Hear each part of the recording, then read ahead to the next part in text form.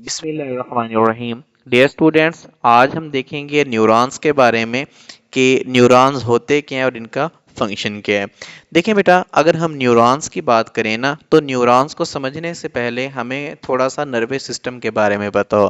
बेटा, nervous system जो है ये हमारे जिस्म का कंट्रोल सिस्टम है। यानी हमारे जिस्म के अंदर एक ऐसा सिस्टम पाया जाता है जो हमारे जिस्म के तमाम फंक्शंस को कंट्रोल करता है। यानी हमारे जिस्म के किसी भी आर्गन ने अगर कोई काम करना है तो उसके काम करने को कंट्रोल किसने करना होता है? नर्वस सिस्टम ने। यानी हमने लंग्स के ज़रिए बेटा सांस कैसे लेना है, स्टमक ने डाइजेशन कैसे करनी है, हमारी बॉडी के अंदर ब्लड फ्लो कैसे होगा, या इसी तरह हमारे दिल ने खून को पंप कैसे करना है। तो हमारे जिस्म के जितने भी फंक्शंस हैं ना, उनको कंट्रोल करने की जिम्मेदारी किसकी होती है बेटा? नर्वस सिस्टम की होती है। और नर्वस सिस्टम जो है ना, इसको कंट्रोल कौन सी चीज़ करती है? इसको बेटा कंट्रोल करता है हमारा ब्रेन और स्पाइनल कॉर्ड। या इन शॉर्ट आप ये कह लें कि ब्रेन और स्पाइनल कॉर्ड जो है ये हमारे पूरे जिस्म को कंट्रोल करते हैं।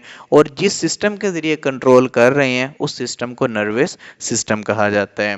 अच्छा, अब हमारा जो नर्वस सिस्टम है ना, उसके अंदर कुछ खास किस्म के सेल पाए जाते हैं जिन्हें न्यूरॉन्स कहा जाता है। Neurons are the specialised cell of the nervous system. हमारे नर्वस सिस्टम के जो स्पेशलाइज्ड, जो खास किस्म के सेल हैं बेटा, उन्हें न्यूरॉन्स कहा जाता है। और इन न्यूरॉन्स का काम क्या है? इन न्यूरॉन्स का बेटा काम ये होता है कि ये हमारे ब्रेन और स्पाइनल कॉर्ड से मैसेज लेंगे और जिस्म के दूसरे पार्ट्स तक पहुंचा देंगे।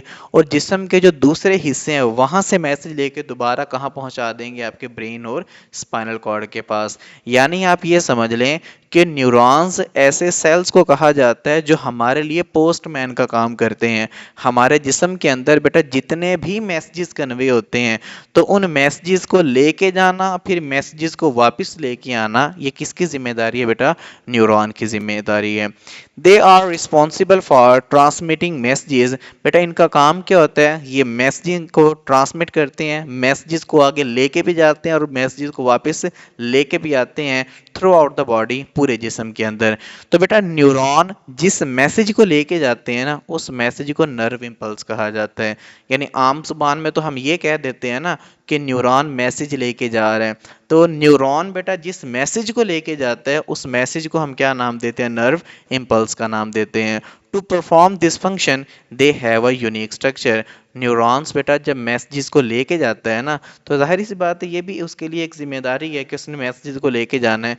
तो न्यूरॉन क्या करता है कि अपना एक यूनिक स्ट्रक्चर बनाता है जो उसको मैसेजिंग को कन्वे करने में हेल्प करते हैं। अब हमने ये देखना है कि न्यूरॉन का बेटा स्ट्रक्चर कैसा होता है।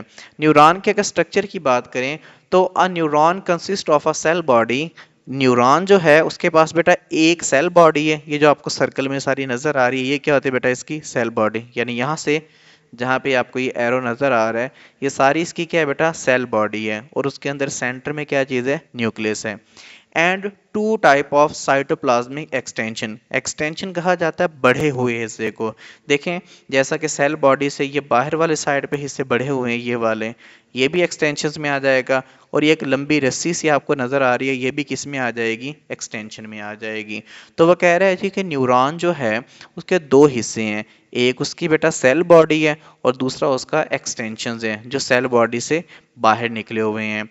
Dendrites, the shorter extension receive nerve impulse and transmit them to the cell body।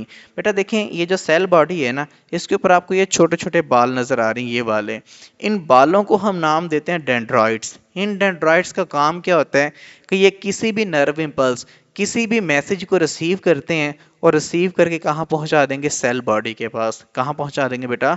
Cell body के पास। तो डेंड्राइट्स का बेटा एक ही काम है कि ये नर्व इम्पल्स यानी मैसेज को पकड़ेंगे और मैसेज पकड़ के कहाँ पहुंचा देंगे? सेल बॉडी के पास।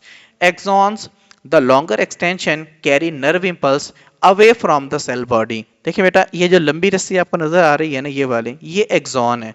और एक्सॉन का काम क्या होता है कि ये सेल बॉडी से मैसेज लेगा, सेल बॉडी से नर्व इम्पल्स लेगा और इसको सेल बॉडी से दूर ले जाएगा। यानी जो आपके डेंड्राइट्स हैं ये नर्व इम्पल्स को सेल बॉडी की तरफ लेके आते हैं, और जो एक्सॉन है वो क्या करता है? नर्व इम्पल्स को सेल बॉडी से दूर लेके जाता है।